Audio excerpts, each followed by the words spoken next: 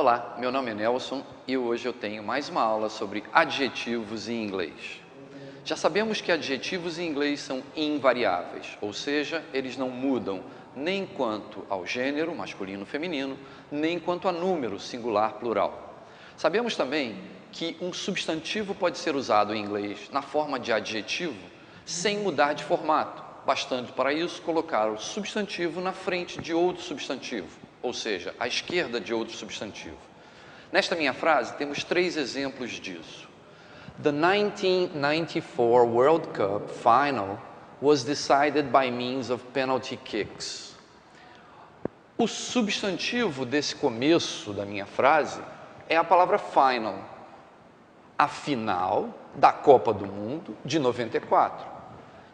Podemos crer, então, que 1994 e World Cup entram nessa frase na forma de adjetivos para qualificar de que final estou falando.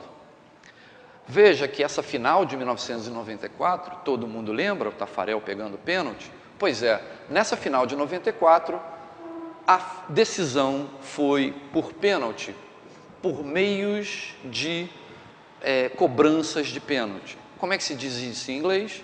Penalty kicks, com a palavra kicks significando chutes, cobranças, e penalty qualificando o tipo de chute, né? De que tipo de cobranças estamos falando? Estamos falando de penalty kicks, de cobranças de pênalti. A palavra penalty entra aqui no singular. E por quê? Já que foram várias cobranças, 5 para cada lado, não deveria vir no plural? Não, lembra que adjetivos em inglês são invariáveis? Isso gera uma situação interessante em inglês. Quando uma expressão no plural é usada na forma de adjetivo, ela perde o S, mesmo que o número seja maior do que 1, mesmo que seja plural. Observe. Pelé was just a 17-year-old player when he won his first World Cup. Em 1958, Pelé era um jogador de apenas 17 anos. Observe que 17-year-old veio unido com hífens. E por que a união com hífens? Porque não havia 17 Pelés, quem dera.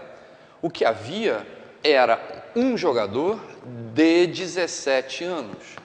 Toda essa expressão, unida por hífens, forma um adjetivo para qualificar este jogador.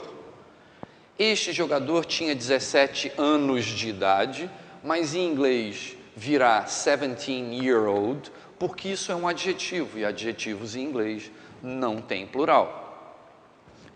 Vamos ver mais um exemplo disso? Brazil is the only 5-time winner of the World Cup. O Brasil, por enquanto, é o único pentacampeão da Copa do Mundo. Como é que se fala pentacampeão? 5 vezes, ganhador 5 vezes, acontece que 5-time aqui está formando um adjetivo, e adjetivos em inglês não tem plural, portanto, 5-time e não times, winner of the World Cup. Temos mais um exemplo para olhar.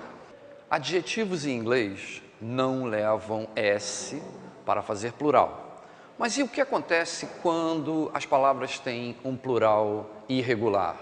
Como goose, geese, foot, feet, ox, oxen. O que acontece é que essas palavras, quando usadas para formar um adjetivo, também perdem a sua forma plural. Vamos ver mais um exemplo futebolístico? Soccer is played on a 23,000 square foot pitch. Em média, os campos de futebol têm uma área de 23 mil pés quadrados.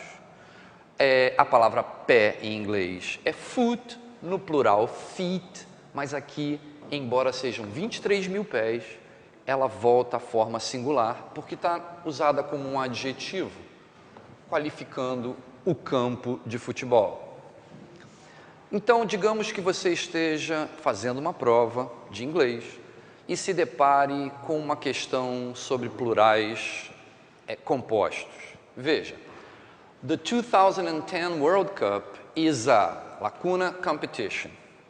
O substantivo está aqui depois da lacuna. O que vai entrar naquilo na lacuna é um adjetivo qualificando o substantivo competition. Então, 30 days não serve porque 30 days está no plural. Of 30 days, só se a palavra competition estivesse antes da lacuna. 30 day unido com hífen e sem S é a nossa resposta. 30 day sem o hífen não pode. Resposta correta, letra C. Não se deixe enganar por esse tipo de questão. Boa prova para vocês. Um abraço.